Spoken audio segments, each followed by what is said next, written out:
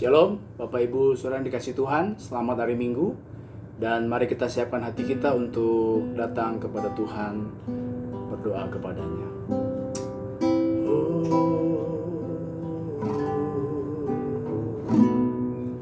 Sejauh timur dari barat, Engkau membuang dosaku. Tiada kau ingat lagi pelanggaranku. Jauh ke dalam, jauh ke dalam tubir laut, kau melemparkan dosaku. Tiada kau perhitungkan kesalahanku. Betapa besar, betapa besar kasih pengampunanmu, Tuhan. Tak kau pandang hina hati yang hancur.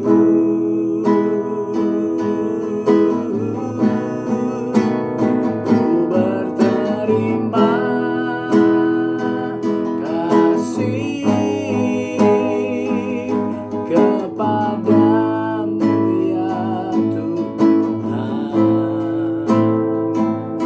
Pengampunan yang kau beri, pulihkanku. Betapa besar, betapa besar kasih pengampunanmu, Tuhan. Tak kau pandang hina hati yang hancur. Ku berterima kasih, ku berterima kasih kepadamu, ya Tuhan. Pengampunan yang kau beri, pengampunan yang kau beri, pengampunan yang kau beri, pulihkanku.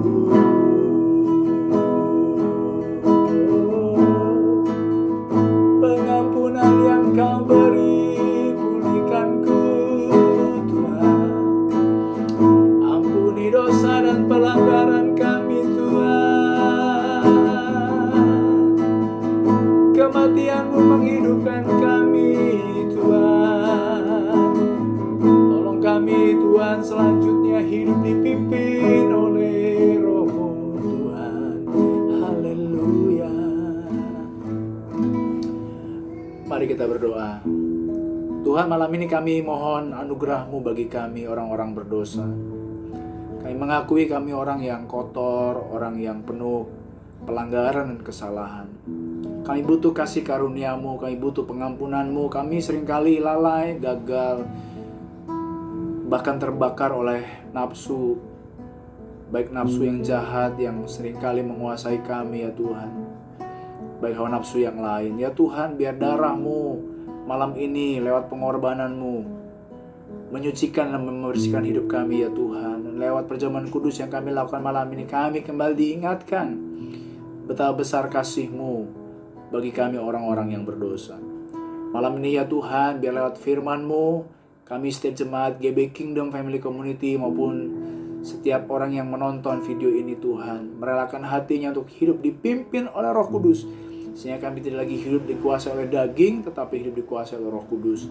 Berapi hamba-Mu yang akan menyampaikan firman malam ini, layakkan hamba ya Tuhan, orang berdosa ini Tuhan, sehingga hamba dilayakkan untuk menyampaikan firman-Mu, kebenaran-Mu dengan kuasa-Mu. Terima kasih Tuhan. Kami bersyukur Engkau Tuhan yang baik.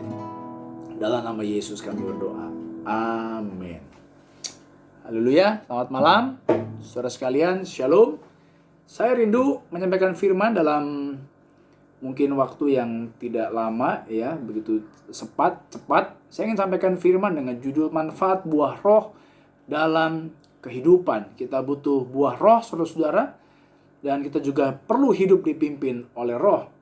Saudara, dalam Galatia 5 ayat 16 berkata begini, maksudku ialah ya, hiduplah oleh roh, maka kamu tidak akan menuruti keinginan daging. Sebab keinginan daging berlawanan dengan keinginan roh, dan keinginan roh berlawanan dengan keinginan daging. Karena keduanya bertentangan, setiap kali kamu tidak melakukan apa yang kamu kehendaki. Akan tetapi, jikalau kamu memberi dirimu dipimpin oleh roh, maka kamu tidak hidup di bawah hukum Taurat. Selanjutnya sampai ayat 26, nanti Bapak Ibu bisa baca sendiri di rumah. Nah, saudara-saudara, Tuhan Yesus mati di salib, kemudian dia bangkit dan dia naik ke surga, bukan hanya untuk setiap orang percaya, ya, supaya menerima karunia keselamatan dan penebusan dosa saja. Melainkan, saudara-saudara, Yesus itu membuka jalan agar Roh Kudus dapat menyertai setiap orang yang percaya. Karena itu setiap orang yang percaya, yang sudah diselamatkan oleh Tuhan, ya, perlu bergantung kepada Roh Kudus setiap hari, perlu pimpinan Roh Kudus.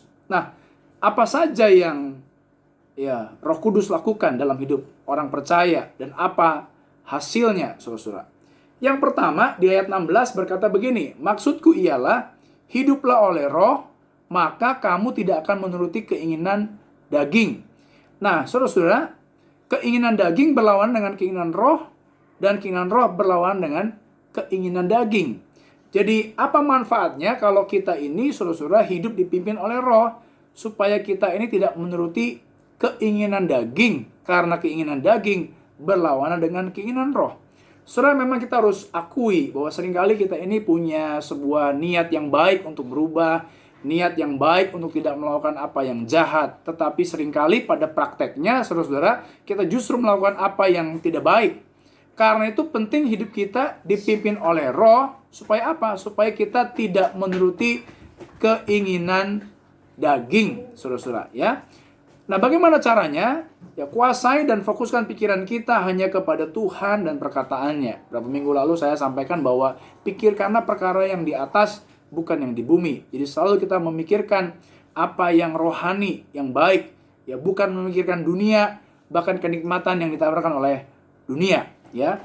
Dalam Roma 8 ayat 5 dikatakan, sebab mereka yang hidup menurut daging memikirkan hal yang dari daging, dan orang yang hidup menurut roh memikirkan hal-hal yang dari roh. Karena itu penting supaya kita hidup dipimpin oleh roh, supaya kita tidak menuruti keinginan daging. Yang kedua, saudara, ya, apa manfaatnya atau apa dampaknya bagi kita kalau kita hidup dipimpin oleh Roh Kudus? Yang kedua, agar kita tidak hidup di bawah hukum Taurat. Ya, ayat 18 pasal 5 Galatia berkata, akan tetapi jikalau kamu memberi dirimu dipimpin oleh roh, maka kamu tidak hidup di bawah hukum Taurat. Ya, saudara, kita itu menerima kasih keselamatan itu karena kasih karunia Tuhan, bukan karena perbuatan kita. Makanya saudara-saudara, kita harus hidup di bawah pimpinan Roh Kudus selalu, supaya kita tidak hidup di bawah hukum Taurat, ya. Nah, apa saja yang ketiga, saudara? Apa saja manfaatnya kalau kita ini bergantung sama Roh Kudus? Yang ketiga, saudara, agar kita senantiasa itu mendapat arahan, bimbingan dari Roh Kudus. Saudara, zaman ini ada zaman yang sukar. Banyak keputusan-keputusan penting yang harus kita ambil. Dan kadang-kadang kalau kita tidak hidup menurut pimpinan Tuhan, arahan Tuhan, kita bisa mengambil keputusan yang salah, keputusan yang keliru. Karena itu penting kita, orang percaya, itu hidup dipimpin oleh roh, supaya kita bisa mendapatkan arahan dari Tuhan ya di tengah-tengah kesulitan yang kita alami ya. Saudara, kita perlu arahan dan bimbingan Tuhan setiap hari ya. Dan kalau kita tidak peka dengan tuntunan Tuhan, kita bisa terjatuh ya. Karena itu kita harus tanggalkan semua hal yang tidak berkenan kepada Tuhan. Apa yang Tuhan mau itu kita lakukan, sehingga kita tidak menuruti keinginan yang tidak sesuai dengan kehendak Tuhan. Dalam Kolose 3 dia berkata, karena itu matikanlah dalam dirimu segala sesuatu yang duniawi, yaitu percabulan, kenajisan, hawa nafsu, nafsu jahat, keserakahan yang sama dengan penyembahan berhala. Kolose 3:8 berkata, tetapi sekarang buanglah semuanya ini, yaitu marah, geram, kejahatan, fitnah, dan kata-kata kotor yang keluar dari mulutmu. Saudara, kalau kita mau bergantung kepada Roh Kudus, maka kita akan mengalami 3 hal ini, yaitu supaya kita tidak menuruti keinginan daging, yang kedua kita tidak hidup di bawah hukum Taurat, dan yang ketiga agar kita dipimpin oleh Roh. Saudara, malam ini kita akan bersekutu dengan tubuh dan darah Tuhan. Yesus sudah mengampuni dosa kita di kayu salib. 2000 tahun lalu dia sudah selesaikan itu di kayu salib.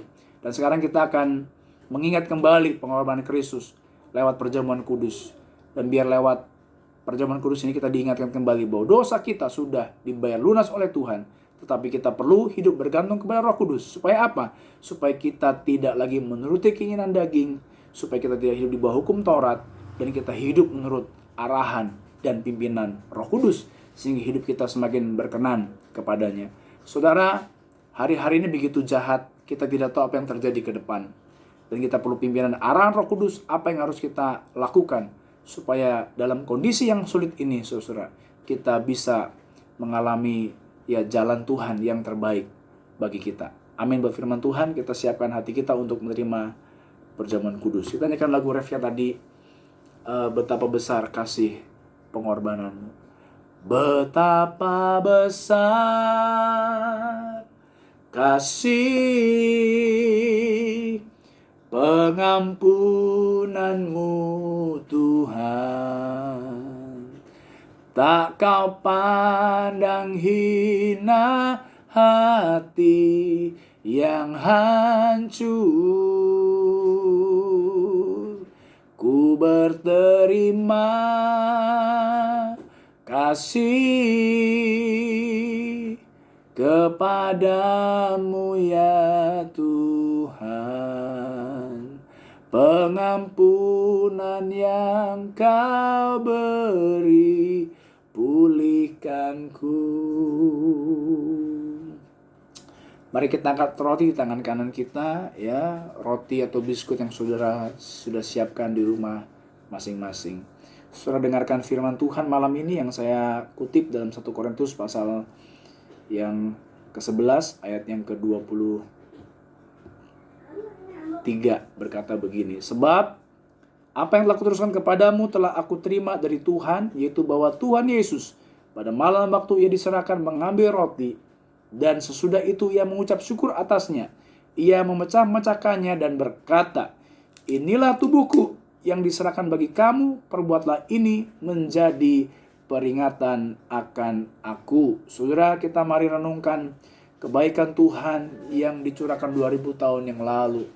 Kita renungkan bahwa tubuhnya tercabik-cabik oleh cambuk dan ada banyak luka, ada bilur-bilur yang dialami oleh Yesus. Renungkan saudara. Saudara, bukankah roti yang kita pecah-pecahkan ini adalah persekutuan dengan tubuh Kristus? Amin. Mari kita makan dengan iman dalam nama Tuhan Yesus.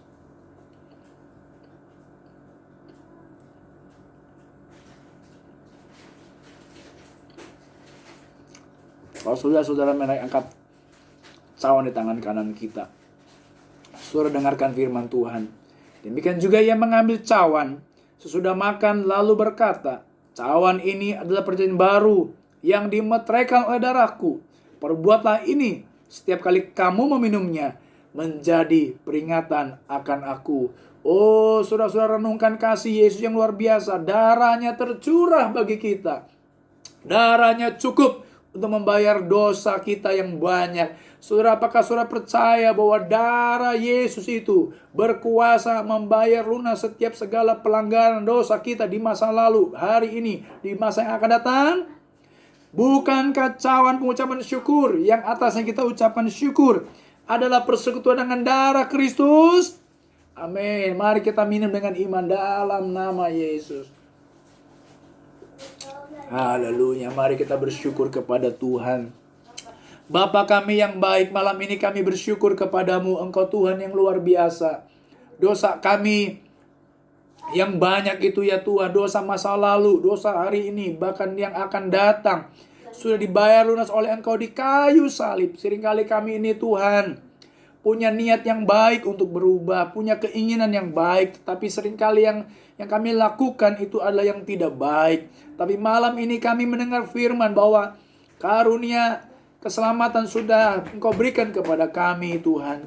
Anugerah-Mu sudah Engkau berikan kepada kami lewat pengorbanan di kayu salib. Tapi Engkau juga memberikan Roh Kudus untuk menolong kami, menguasai daging kami, mengalahkan daging kami. Karena itu biar setiap kami malam ini jemaat-Mu hidup dipimpin oleh Roh Kudus, supaya kami tidak menuruti keinginan daging kami. Oh, hidup kami juga biar dipimpin Roh Kudus, supaya kami ini tidak hidup di bawah hukum Taurat.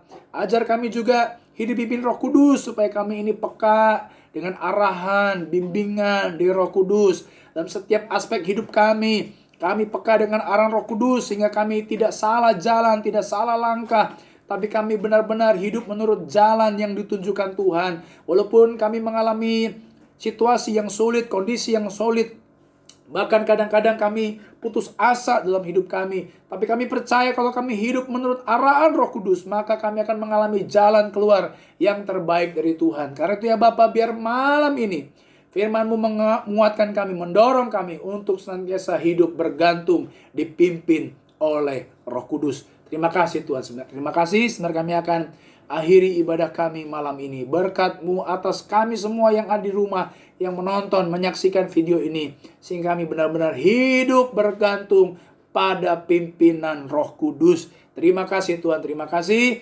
Mari kita angkat tangan kita saudara-saudara, dan kita akan terima berkat dari Tuhan.